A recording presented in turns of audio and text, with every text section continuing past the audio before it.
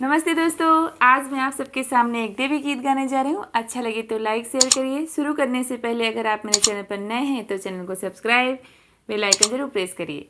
Comment box में बताइएगा आपको मेरा गाना कैसा लगा। धन्यवाद।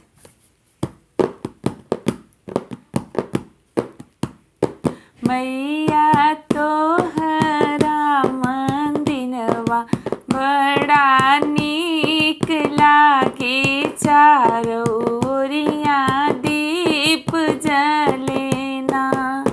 मैया तोहरा मंदिरवा बड़ा नीक लागे, चारों ओरिया दीप जलेना।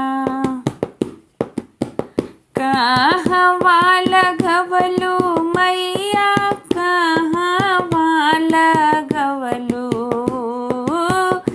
कहवा लगवलू मैया, कहवा लगवलू मैया मोरी, कहवा लगवलू।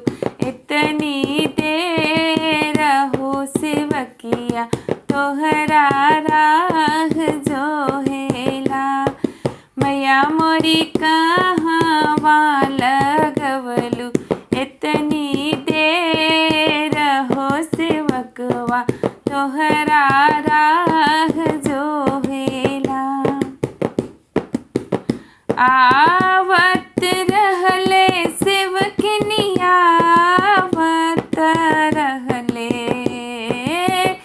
आवत रहले सेवकनिया, आवत रहले सेवकिन रहिया में मिली गवायन धात आँख देत देर हो गईल।